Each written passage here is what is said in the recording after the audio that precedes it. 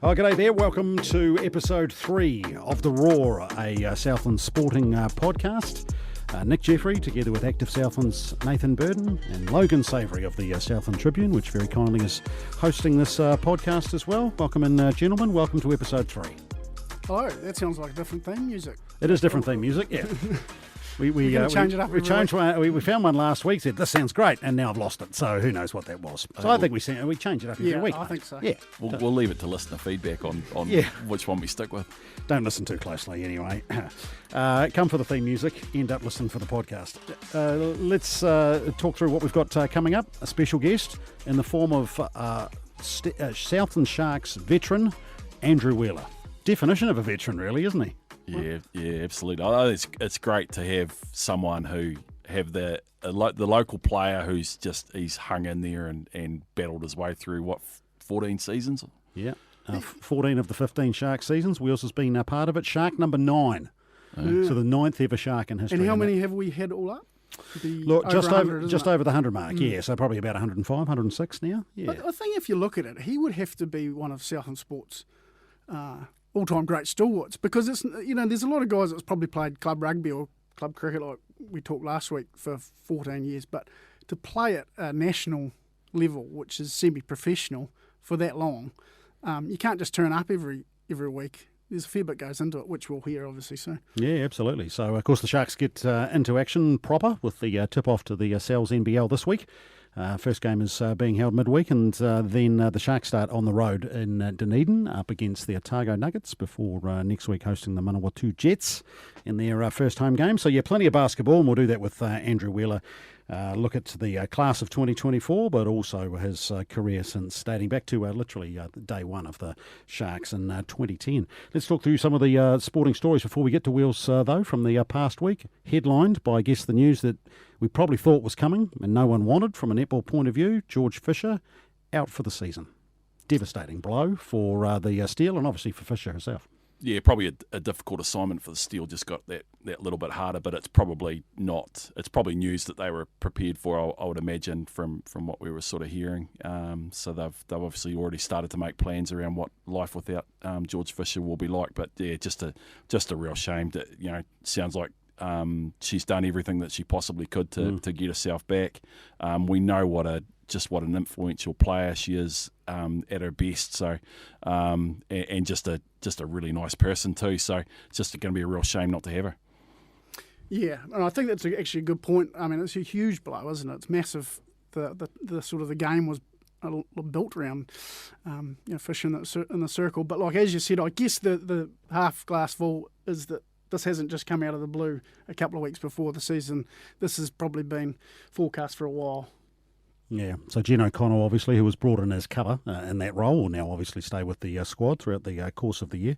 And, disappointing too, because I think one of the real stories of the off-season was the ability for the Steel to be able to use George because of her time in New Zealand and in the league as a New Zealand player locally. Yeah. So it did open up the opportunity to bring another overseas player in as an import. So that just changes the dynamic of your team, obviously. Now, of course, all of that, the good stuff associated with that has kind of walked out the door, unfortunately. And you have got to feel for her, because I do know, to your point, Sav, she has worked really hard and been really focused on it, but sometimes the body just doesn't respond. And obviously when you've got to go back in and get a second surgery, it's never a good sign, and that's what they did have to do. And so one hopes that it does come right, because obviously she's still young enough to be able to play from a professional point of view as well too. But unfortunately, it just won't be from a Steel perspective this coming season. They did, of course, play in the Southern Showdown. They named it up in Dunedin. So it was, I think, the bulk of the ANZ Championship teams were all in town. The Steel got out on court for the real first time, I guess, in terms of blows and anger from a pre-season point of view. And weren't able to register a victory up there. So, one hopes that those are good building blocks in terms of a little bit like the Sharks, putting pieces together, as we'll hear from Wheels. Sometimes that does take time. So, we'll see how that all plays out. Club cricket final was the other big story, I guess, up and over the weekend. And the weather gods, here's a shocker. The weather gods did have something to play, but at least they got some cricket in, even if our old mate Duckworth Lewis, or whatever they call him now, had to come into play, right? Yeah, I think the alternative was they come back on the Sunday, and I don't think anyone was that interested in having another go on the Sunday. But look, it was a bizarre final, and just the cruelty of cricket sort of did come through in one sense, but obviously victorious for Appleby. So basically what happened, Invercargill Old Boys won the toss, put on 130, so Appleby bowled very well. Then Appleby were about 20 odd for two. Started raining. They were off for quite a while. Cleared. There was a revised target of 90. They needed 90 off 24 overs, Appleby. And all of a sudden they were 40 odd for 7 and not looking great. Right, in it. But a young guy, Ryan Rush, come in and scored 40 odd not out, which in the context of the game was huge. And they ended up winning, and won with a couple of overs before that 24 over mark, 94 for 7. I guess people in the Invercargill Old Boys camp would have felt like if they actually had to get 130 odd, as they had posted, Appleby still could have been in a little trouble. But that is cricket, unfortunately for Invercargill Old Boys. And this was a guy who wasn't even really in the squad at the start of the year, is that right? Yeah. So Ryan's from the mighty Gore. Nick would be happy, played a bit for Albion, and had stopped playing cricket, I understand. And at the start of the season, they were a little short on numbers, so he got roped in to fill in for a game. And I think they remained short, as Jamie said last week, remained pretty short on numbers through the season. So he ended up becoming an established player and turned into to be their grand final hero. So great moment for him. We don't want to have too much of a focus on Appleby because we've got some stick last week in our club cricket preview about being too one-eyed from an Appleby point of view, as we suspected was coming. I've never been accused of being too focused on Appleby in my life, so that was a first. Absolutely, no question about that. Do you think, knowing what you know, Sev, though, is this sort of the rivalry for the next few seasons, Old Boys and Appleby? Yeah, I think so. And look, without... if we're blunt about it, I think the senior competition's in a wee bit of some troubles, and those are the two clubs that at the moment are pretty well organised. But even as Jamie said, Appleby is not necessarily overflowing for players. So I think because of that, they've got some good players, those two clubs, and some of the others have been battling away. Then it probably will continue to be the rivalry thing. It has been for a few years now, but probably will continue to be, I would have thought. Yeah, you do feel for a sport like cricket. It's one of those traditional, the traditional summer sport, I suppose, from a pastime point of view. But man, the unfortunate thing is that it just doesn't line up. And we just talked a little bit about this with Jamie last week. It just doesn't line up with modern culture, does it? Yeah, I mean, it hurts me because cricket is my first love. I played a lot of cricket, and but mate, to be fair, I would have, and I was always a cricket like you, cricket tragic completely, and played senior cricket from at high school and then through there until I came to my senses. But mate, if my son wanted to play cricket, I would be nowadays I'd be steering him away from it. Yeah, and I think the issue is it's probably been coming for a while that... That's going to sound a bit harsh on the podcast. I don't actually mean that, Southland cricket. But, you know what I mean? It's a great sport. It is a great sport. Get involved. Yeah. No, a lot of the senior teams had been getting, let's say, older over the last 5 years, and it felt like it was sort of coming. There was, where's the new ones coming through? And often the clubs are scrapping over one or two guys out of Southland Boys High first 11 every year, and it was a concern when some of these older guys stand down, which is sort of happening.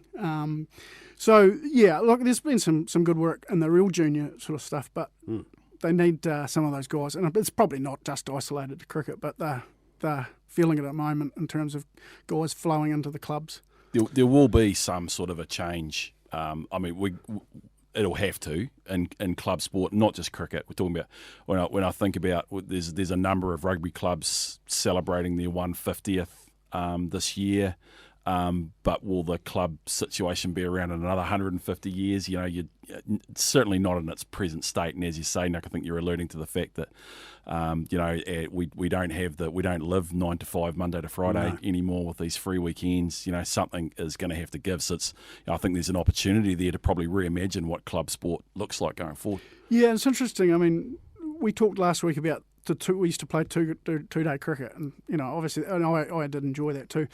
But when I think about it now, I wondered how we did it, because the team now would just change completely from one Saturday to the next. So you'd play the 2-day game one Saturday, then the second day the next Saturday. But I don't know how you would do it now, because no chance. But back in those early days when I was playing, you had sort of 13 or 14 guys that would play the whole season. You're playing cricket that season, where, as you said, life's changed and people may like to play a bit of cricket, but not necessarily commit to every week. There's no chance you get 11 blokes that'll be prepared to turn up 2 Saturdays in a row. That's the reality, right? And that is the problem. When I say that, the cricket's got the challenge, it's not of their making. It's just that the sport now and people's attention spans, particularly the youth of today, says the old man who's trying to scream at clouds by the sound of it. But that's the big challenge, right? And it is a shame, but it's the reality of the situation. And they're doing everything they can. Shorten games, T20 as well too, and even at a senior club level was a big part of the season nowadays. When it used to be 2-day cricket. So and the thing is, we also, while we're sort of talking about what the crisis is and the challenges, we've got to save it, because how important is club sport to Southland, to New Zealand, to the world? This is what brings our community together and creates resilience and just great memories and all those cool things that we get from it. So it's worth hanging on to, and it's worth fighting for. Without getting too emotional, I guess. When I look at cricket, for example, my best mates to today was through playing cricket every week. And I guess if you lose that and people aren't involved in those sort of sports things, you can lose a bit of connection, can't you? Absolutely. And from there's the whole community aspect of it too, right? They are, and even still is the case, actually, particularly on a regional township basis, that they're the centre of the community in a lot of ways, whether it's on the Saturday mornings with when all the kids are playing, and that's kind of how the community comes together. So, massive part of the fabric of New Zealand, no question about that. While we're talking club sport, of course, this is pretty much how it happens now. We go straight from club cricket season into the club footy season, literally this week coming. In fact, she's midweek footy, right, for Easter weekend, Wednesday and Thursday night. The old club footy season gets underway. They used to actually cross over, so I'm glad at least it goes from one to the other now.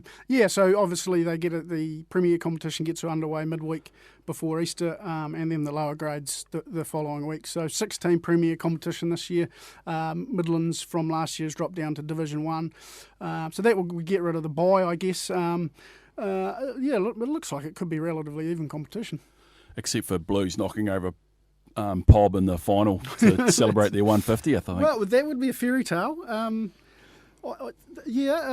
did read the preview. That wasn't what the Southland Tribune were actually predicting. No. Oh, gee. Well, no. To be fair, I think this sounds like a bit of backpedaling immediately.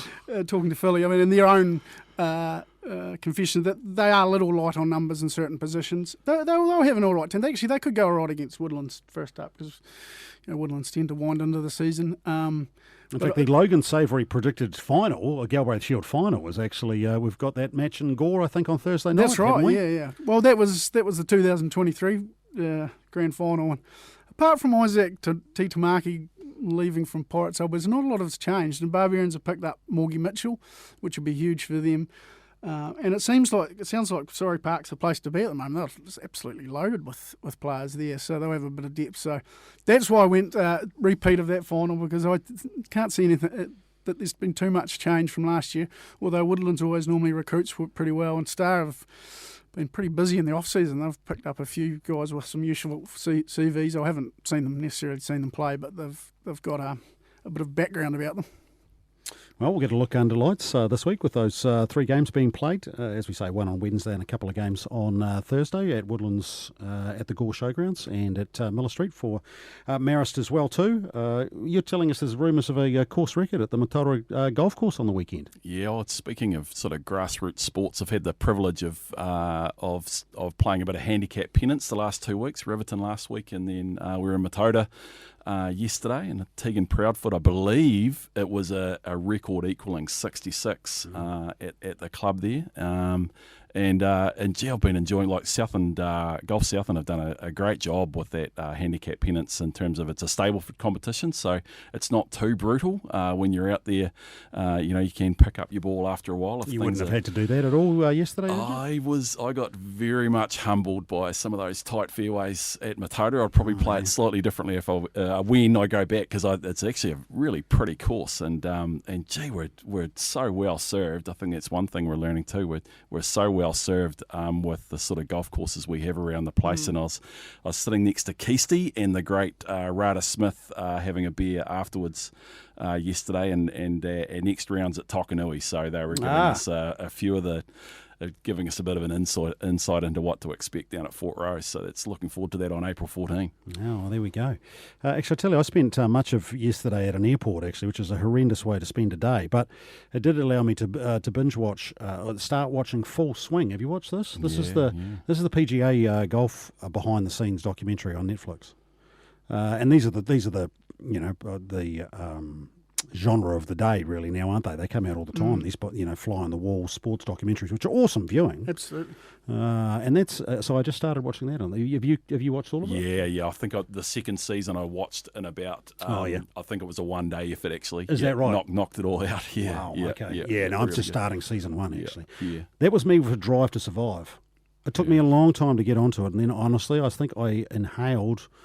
What is it now, 6 or 7 seasons of that in the space of like 3 weeks, and went from literally 0 to 100 on Formula One. Yeah. I'm now fully in. I'm fully invested in Formula One on the back of Drive to Survive. Yeah, they talk about, I don't know the exact numbers, but the amount of engagement that F1 got after that Drive to Survive and the people interest that just took off. And I think every other sport's realised that actually we need to do this, so don't that's we? what they're doing, right?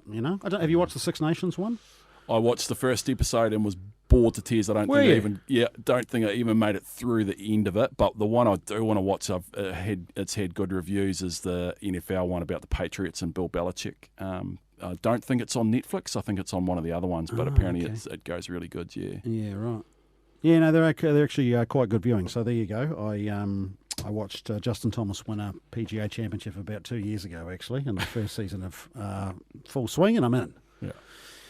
Righto, that's pretty much it covered. You can't take on too many sports, though, can you? Wow, it's tough, eh? Like, this is basketball, the problem. tragic, NFL. know. Yeah, NBA, NFL, and Formula One now. So this is the problem, right? So now all of a sudden rugby outside of the Stags and a bit of club footy. I just don't have the bandwidth for that now. It's quite a That's all the footy you need, though, isn't it? You got pretty much, let's be honest. Righto, basketball. Speaking of it, let's get into it, because the Southland Sharks start their Sal's NBL campaign for 2024 this coming weekend, and no one better to get us set for that than Sharks veteran Andrew Wheeler. Let's bring in Andrew Wheeler now as we count down to the start of another Sharks season for 2024 and another Andrew Wheeler season. Mate, you have to do the maths for us. What number is this? I think it's 14. Yeah, okay. It's not a bad effort. Tell us about how you're feeling, actually, going into it.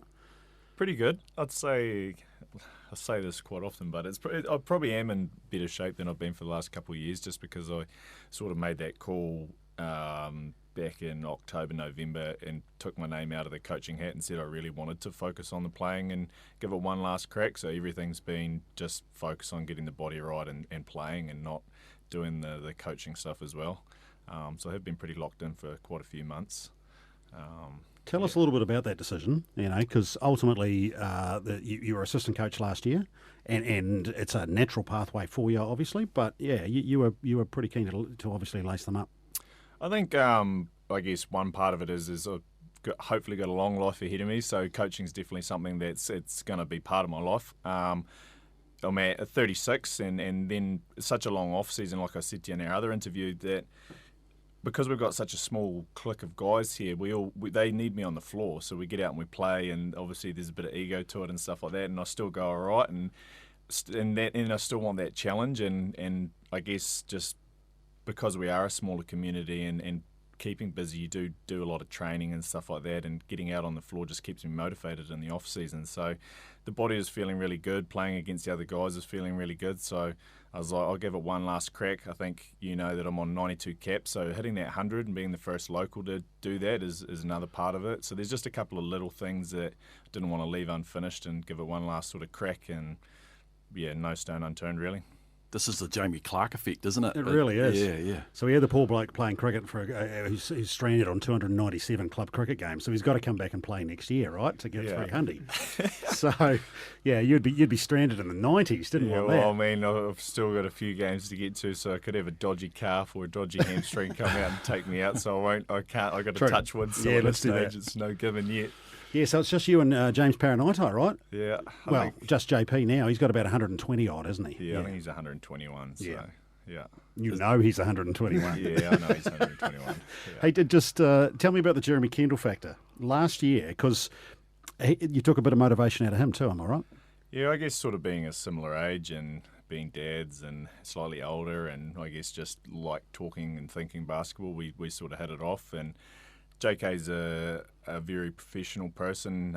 He's a vegan for performance.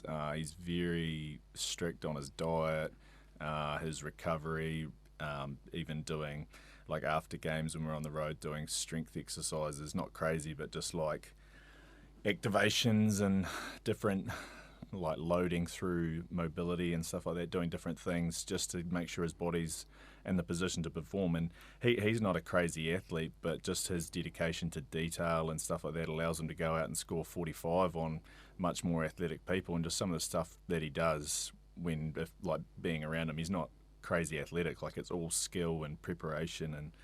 And I guess it's just something that was inspirational for me, just how detail oriented he was, and then the success he had on the court. It was cool to see. It was just fun. Like there's some fun moments watching him play last year. We're all obviously in our 30s, Wheels. Round it up, mate. And we know it doesn't get any easier. Like, what do you do to stay in good nick?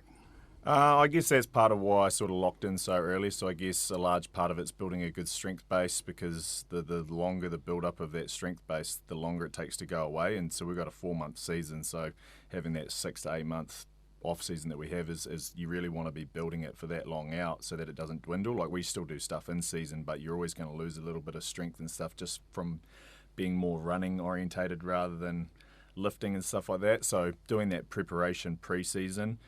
In season, I get massages every week. You just have to do it. A lot of mobility, so just stretching and stuff.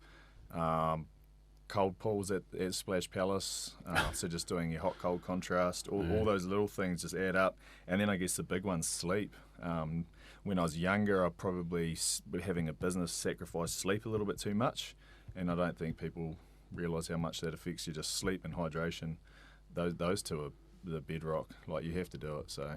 Just from a recovery point of view? Just a recovery point of view. And then I guess even just with stress, with juggling business and family and everything, like it's such a good reset for you that if you don't get it, like back when I had early days, you'd be doing 5 or 6 hours because I was working in Queenstown and stuff, and you just can't operate on that for a period of time. You get away with it for a week or two, but not over the course of a season. So the recovery stuff's massive at this age. I guess you've talked us through that and the commitment that goes into it, and as well as mentioning the family, business, etc. What is it about the league that keeps pulling you back? It's obviously got a strong appeal, and obviously in particular the Sharks. I guess it's just been such a big part of my life, and I love basketball so much. Like it is my number one passion.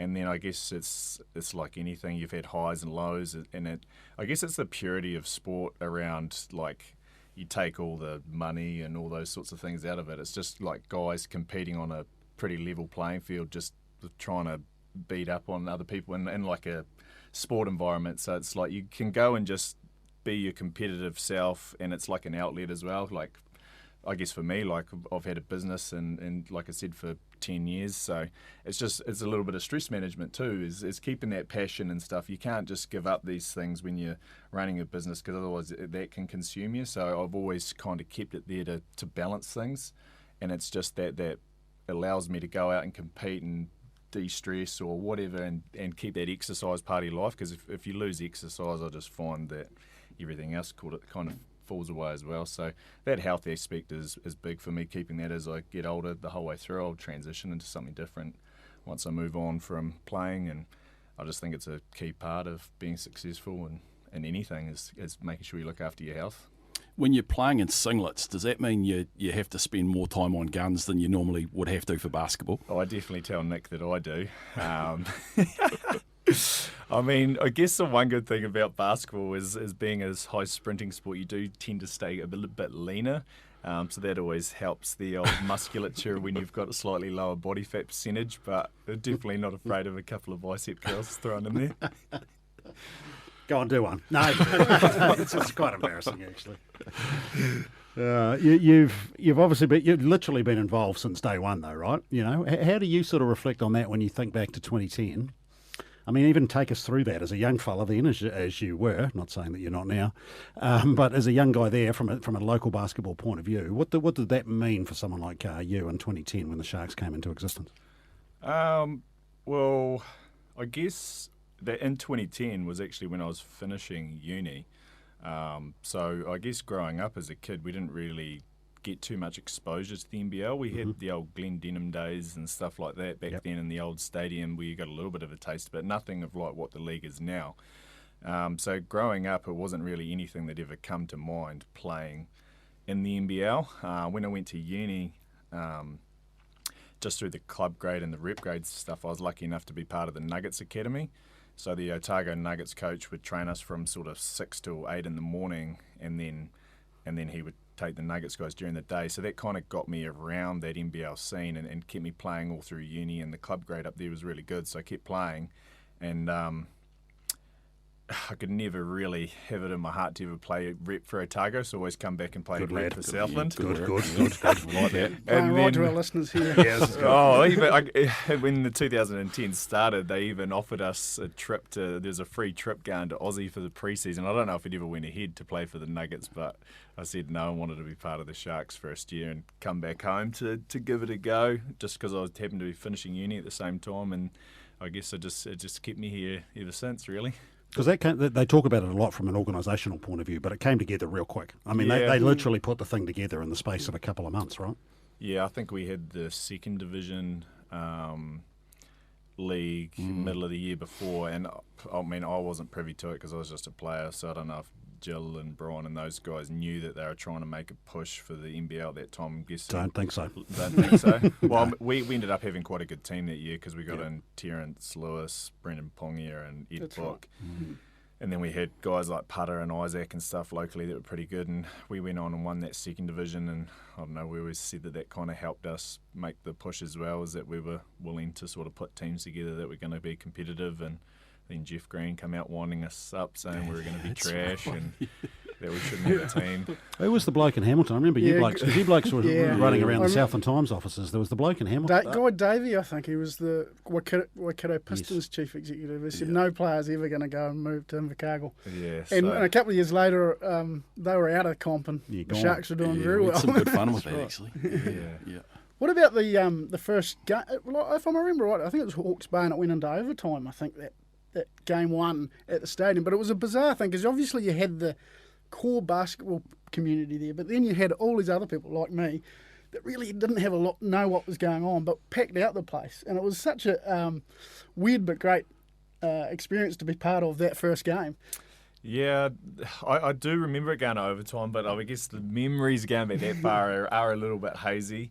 Even for me, it was probably the first real NBL game that I probably had even seen. Like I said before, we'd never had it in Invercargill, so obviously I'd played against some decent talent and we'd been away to pre-season, but even for me, that was the first taste of NBL that night as well. So just the crowd turnouts right from the start, and yeah, it was just awesome, and and that's part of why I keep coming back, because it's been such a cool experience right from day one. I think one of the other things that's striking, and I'm sure you'll agree from a player point of view, is like the quality of coaching that the organisation has been able to attract. I mean, talk us through a little bit of that, the early days under Richard Dickel, and then obviously to be able to win a couple of titles under Paul Hanare and then Judd Flavel, and then these Aussie blokes that have been turning up, Rob Beveridge and Guy Malloy now. I mean, just talk a little bit about that from a playing point of view and what an attraction that is. Yeah, like I said, growing up down here, and I guess on my role with the SBA board at the moment, that's part of what we're trying to help is utilise the experience of the NBL, and we've got more players that are sort of here from the NBL. But when I was coming through, there's a lot of volunteer parents and stuff like that. So even when I sort of come to that level, like getting exposure to this higher end stuff was still relatively new. So obviously Richard comes from a pretty well-known New Zealand basketball background with his dad Carl and Mark and stuff like that, so he had his own things that he wanted to do, and I guess I was still pretty fresh then. And then but Paulie just went to another level. Like obviously he's gone on to be involved with ANBL teams, and I guess just I think he's toned it down a little bit since then, but he was very much a driven man, and it was his way or the highway, very demanding coach. But I mean, we had a lot of success out of it, so it was kind of, and he celebrated all the did things like celebrate all the small successes. So it was still early in the club's history, and people were setting little records. He was always very detailed on acknowledging those small things and building those small successes as you go, because it helps build confidence. And yeah, he was just very demanding on standards and stuff like that. And then, yeah, I guess we had 2 championships out of 3 years with him. And then we moved on to Juddy, and he's the same. He wasn't quite as aggressive as what Paul can be, but he's just as demanding and detailed. So it's just, I guess there's common themes even the whole way through with Bevo and Guy now. Just it's just the details matter, the preparation matters, the just focusing in on doing all those little 1%ers, they all add up in this high-level sport. You can't just show up on the day, because the amount of times where I've seen a better prepared team beat a more talented team, it's happened multiple times. So the preparation and all doing all the little things and then building over a season, they do matter. And that's part of where I see my role amongst a few others is just holding people accountable to those standards every day as well, because it does matter when it comes to winning. Take us inside the team. You have to be careful how much you can give away here. But are there any traditions or superstitions that sort of make the Sharks a bit different? No,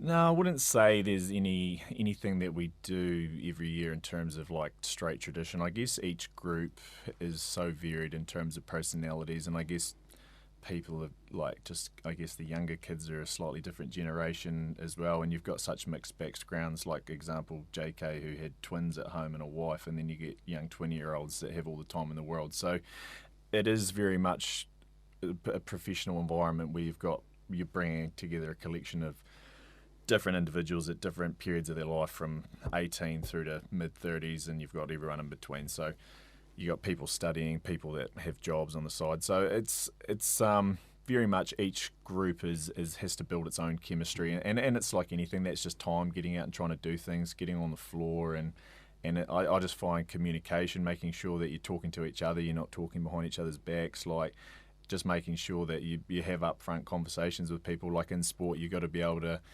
call out someone across from you, but you got to do it in the right way as well, that you don't offend them. But it is like you're reacting in such split timing in a competitive environment that you really do have to have that communication line. So it's building that with new groups, and how and that I got to be careful some years when I come in, because I can be quite demanding quite quick. So I have to build relationships first, and so people don't think I'm a bit of a asshole. But I'm not too bad. But like, you do have to be demanding, but then at the same time you do have to build relationships. So I guess it's just time. I guess, and then this year we've had a bit of a longer pre-season than normal, which really helps. Like it does. We've had 4 proper games. Time on the road together away in Greymouth for almost a week, and getting to know everyone. We've got a little barbecue tomorrow night with the boys, just to hang out and get to know each other a bit more. So it's just time, really. Tell me, after 14 seasons, you must have your spot in the changing room, though, or you're not a creature of habit when it comes to that stuff? No, I'm very much just do whatever the team needs. I'm not demanding. I just go about my role. Is that true, Nick? Well, it actually is. And to be fair, that's like the assistant coaching role was a good one, like a really good example of that, I reckon, last year. I mean, that was something that the organisation needed, and so and that was kind of a path that you went down. We're fully respectful of your decision to want to go again, obviously around that as well. But that probably, I reckon, is the best example of what Wheels is saying, of a guy that just, as he always has, is doing what the club needs. What about the league? I mean, you've seen it from 2010 to where it is now. There's been a heap of changes. I remember covering it when I was covering it off the box scores when there wasn't any television, trying to figure out what was going on, away games. But it has evolved quite a bit. Where do you see the big changes from the league where it was then to now? I've definitely... Without getting yourself... So remember, he's got the Sharks media manager. No, you're off the hook, mate. Where you go? Yeah, it's all right. I mean, I've actually tried to go back and watch some of those earlier years on YouTube, so finding coverage is not that easy, and then you go back and watch compared to now, it's actually tough to try and sit down and watch for an hour and a half because the quality is pretty average. So, I guess the league's in a really good place right now, and being the old fella, I hate to say it, I actually probably like Rapid League. So this is the new initiative that's coming out, obviously, that you had a bit of a dry run this weekend at the pre-season. So, talk us through that. So I guess they sell it as a development pathway to get the players at the end of the bench more exposure to NBL level. So every team has to nominate their starting 5 for the main game, but then players 6 through 12, so it's 7 players play a 4-minute quarter game an hour before. And it took about, I think when we finished and we were in the change room, we had 25 minutes to go. And I actually felt pretty good when tip-off come for game number 1. So I didn't find it was affecting me too much. Like I said to Nick earlier, we have the spin bikes down the end, so I just rolled the legs over a little bit when I was on the bench just to keep the blood flowing. But I actually didn't think it impacted. I actually think it probably works better for us. I think the actual starting 5 have got to try and tinker with their warm-up a little bit because they can kind of not quite engage because they don't get the main court to warm up on while we do it. And then when we come out, we're probably not in full warm-up mode because we're already fully warm, so we're just kind of keeping the blood flowing. So I think the starting group probably found it a little bit harder getting ready for the main game than probably what we did. And then I guess in Rapid League you can get your scoring and you kind of get your reads going at not a simpler level, but against you can kind of get you going for the main game. So I actually think it's good for players 6 to 12 and could lead to some improved performance in the main game because you've kind of got your confidence going for the night or whatever. And then if you're playing coach might have seen it, so you might not get in anyway. But yeah, I mean, you could get your confidence going early and come in hot in the main game against the starters. It might be a bit sluggish or something. So it will be interesting to see how it plays out. I guess we'll see if it leads to any increased injuries over the year. I don't know if anyone will stat it or whatever. It'll be interesting to see if there is some injuries due to warm up, cool down, warm up again. But from our first hit out, I didn't find it too bad. Yeah, I was thinking about that from the positive side of things. If someone's a real hot hand in that game, could they sort of force their way into the main occasion? Well, they won't force themselves into the starters because that's set in stone when you set your team list for the night. But yeah, you could be subbed in after a minute. I'm still hot. Give me in. Don't cool me down, coach. Yeah. I guess you could almost put your Southland basketball hat on too, though, right? And as you mentioned earlier, you are on the board there. The reality is, as a potential pathway and a development pathway into the NBL. I know it's one of your hot topics, right, is in terms of it's not necessarily, I can't believe I'm leading into this conversation, it's not necessarily a level playing field in terms of the depth that an Auckland, Wellington, Christchurch has, just, by comparison to Invercargill, straight numbers, but also in terms of the basketball population there as well too, right? So something that allows that, I guess, almost a more accessible pathway into the NBL, like Rapid League, has got to have some advantages for a region like Southland. I think a couple of the boys have already touched on it, like Joe Reefy and even Matariki. I think it brings a bit more motivation for these guys in their early 20s or whatever to stay in basketball because there's something that's attainable for them to get. It's that stepping stone for them to help make the push for the NBL team. So I mean, like obviously in those early years, I kind of probably sat on the bench a little bit because, like I said, I was still green to that high level of coaching. And then they probably, being a point guard, they always recruited the high-end point guards. So we had Mark Dickel, Kevin Braswell, you had Shea Illies, Weekses. I've always been behind big names that have been in Australian League or whatever. So I've learned a lot through that time. These guys are obviously getting it a bit earlier now, but they get they get that added motivation of actually getting game time each week, and it keeps them more engaged and might keep them in the sport longer as well.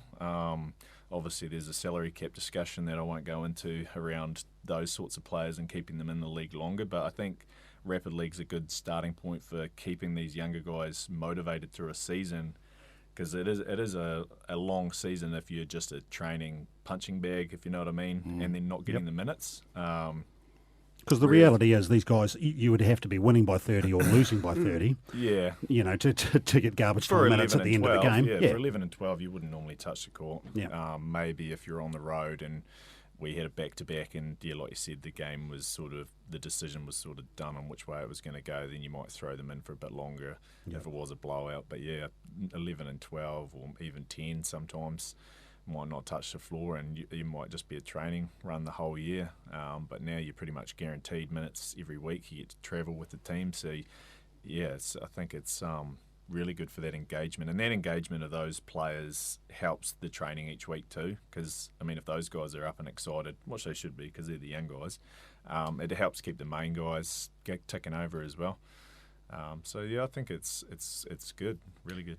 I guess, like you said, you don't necessarily want to or should talk about the salary cap, but it would be fair to say that the competition's as tight as it's probably ever been, and obviously harder to attract players to move out of maybe Auckland or whatever. But do you think that the competition is as close as it's ever been, and that provides some, I guess, real challenges to have that quality of team to be right up there? And I suppose we become accustomed to the Sharks. We felt like the Sharks were going to win every season there for a while. And the reality is it's a very, very tough competition at the moment, isn't it?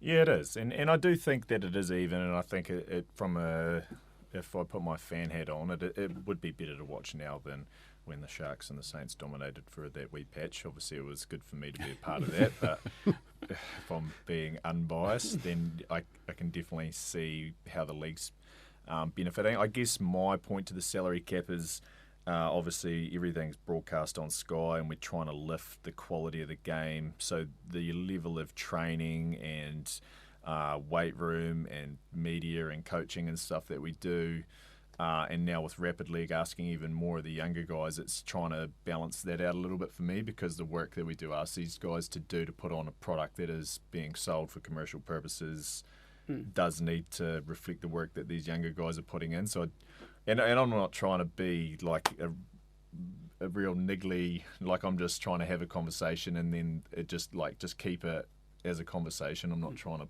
poke holes and pull it down, because the league is in the best spot it's been in. But I just want to make sure that the people that are running the league do factor in that if you want the product to lift as well, we need these guys to be eating right. Like, we need them to be getting their supplements, doing, I don't know, like I use my business money to pay for massages and stuff each week. Some of these guys can't afford to pay for massages and stuff like that. So it's part of the recovery to help you do all the work that we're asking. So it's those little things that it just needs to bump it up a wee bit. So just try and keep them honest around that. Nice. Okay, I'll give it the tick off. Yeah, is that going to get edited out? Yeah, the good thing is you can edit it. Yeah, true. That's right. Hey, what's your take on the class of 24 then? How you talk about it, and it's true that like every group comes together, they're unique, and it's interesting, Like, I mean, it's not really until you bring them together that you kind of know the inter-team dynamic stuff, right? It's probably fair to say the last couple of seasons that hasn't quite landed as anyone would have hoped organisationally, and you might have a comment or two on that. And tell us a little, and then maybe when you look at the group that's coming together for this season, what's your take on this lot? Yeah, everything's positive from the group point of view so far this year. I think we've probably been guilty of a few players being too nice in pre-season and not really applying themselves to... You're not putting yourself in that category, are you? No, I'm pretty Okay, good good. at just getting stuck in. Yeah, you seem okay. So I think and like I said, generally when Americans come to the league as well, they take a couple of weeks to get used to the physicality of basketball here. Like, I think because you got a lot of battlers like myself and stuff like that spread across New Zealand. Like, the league is quite physical, and I don't think the Americans are quite used to that when they first get here. So this goes back years. It always normally takes them 2 or 3 weeks to get a feel for just how the game's played here and the pushing and the elbowing and stuff that we sort of do off the ball when they're cutting or in the post or whatever. And they can obviously handle it, but I think it's just a little mental adjustment. They're trying to fit in and stuff, but the guys that we have are super talented. We've seen, like, Mark Hale had 27, I think it was, in the first game in pre-season. Josh went on a wee flurry of a run, and then Guy pulled him out to get some of us younger guys in Greymouth and stuff like that.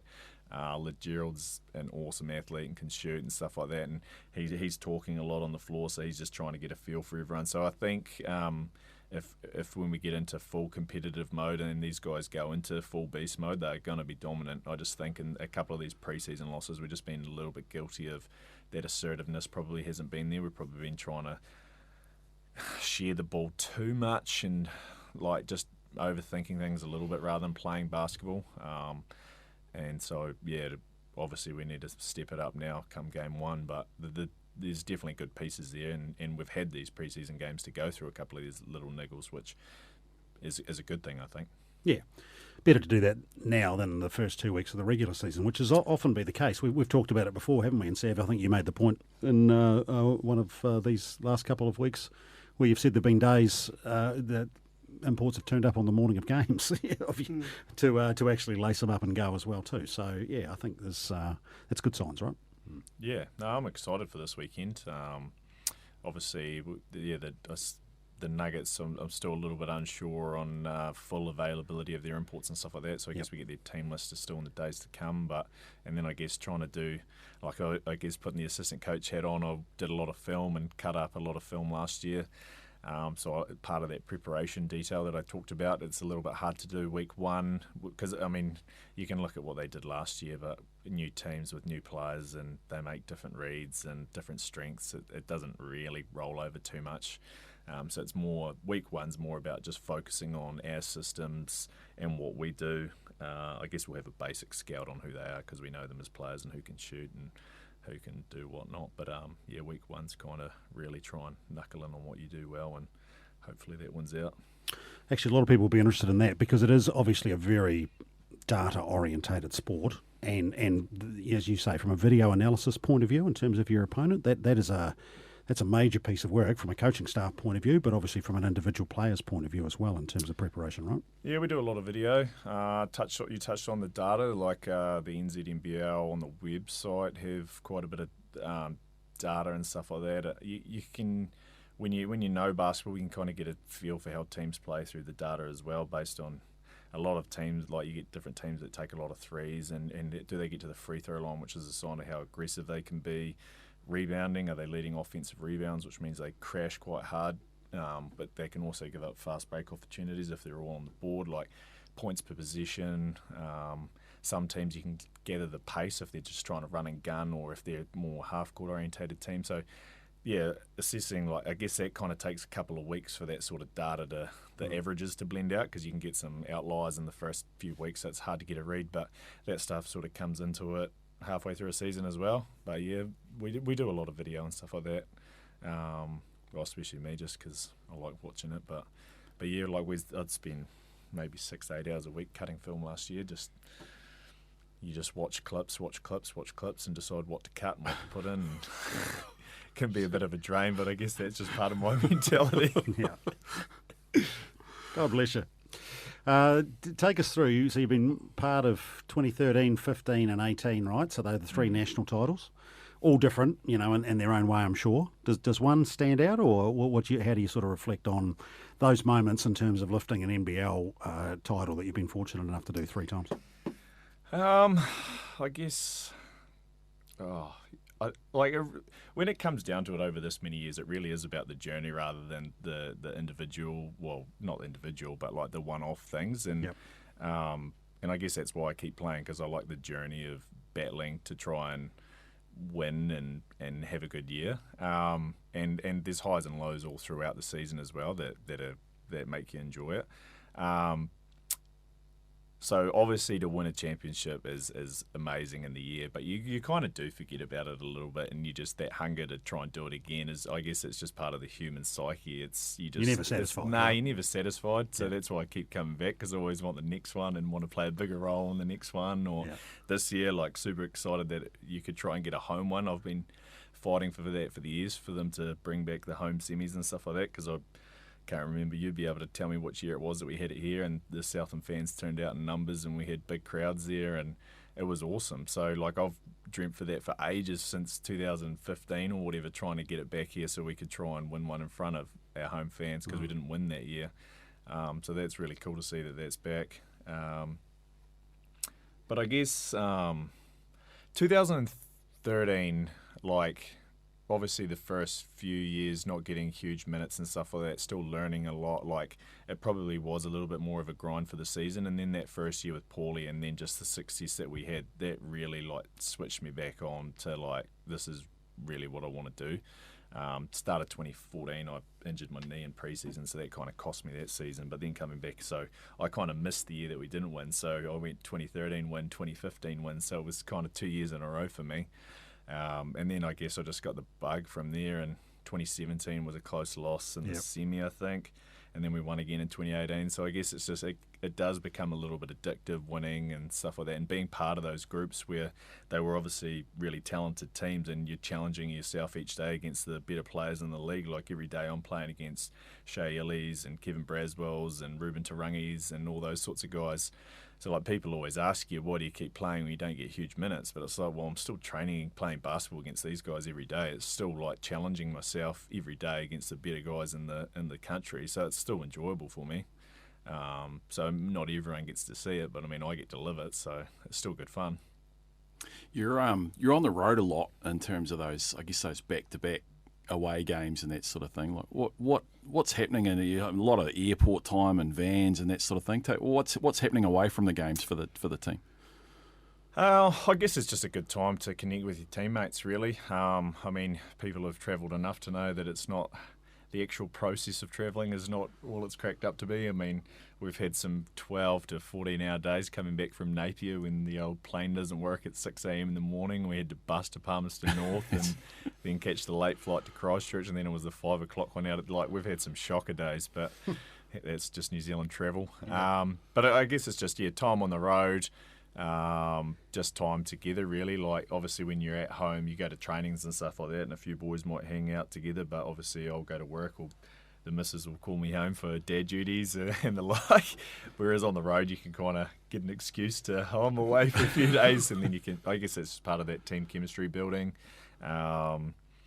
We might go and do a few things, and like this year we don't have any back-to-backs, so we're going to have that day in the middle where I guess we could do some, I don't know, a little bit of sightseeing somewhere. Like, I know in Napier, for example, we might go to, there's like the hot pools on the beach or something, so you might do that as a team recovery. So you do those little things just to spend some time together, let the imports see the country, even some of the Kiwis that have come down see the country.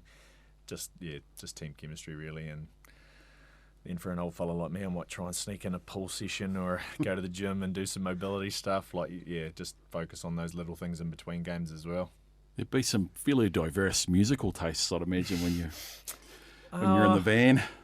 Basketball's generally sort of hip-hop, R&B, rap orientated, so the young guys sort of take care of that. I think the genre is pretty specific, but Not much wagon wheel then. not much core Southland traditional music. No. It's good stuff, mate. Well, listen, I know you've got a meeting to go to, which you're now late for. Sorry for that. But do appreciate it. And well done again on all of the work you put in, because I know that has been a massive focus for you. So look forward to seeing you out there during the course of the season, and go well on Saturday. Eh? Cool. Thanks All the very best. much. Cheers. Good luck. Andrew Wheeler, and yes, the Sharks will be in action this Saturday against the Otago Nuggets. They start on the road in round number 1, so that is Dunedin. I should know what time that gets going. I think the Rapid League game starts at 2 o'clock and the main game from 3. And then the first game is on Wednesday of next week, so that's April the 3rd. And that is a 7:30 tip-off for the main game, so it means that the Sharks Rapid League will be playing at 6:30 as well too. So as you probably heard through Wheels' perspective, the good news is you get 2 games for the price of your ticket these days, with a Rapid League for 4-minute quarters, 1 hour before the tip-off of the main NBL game. Great value there. You should get yourself a season's tickets, boys.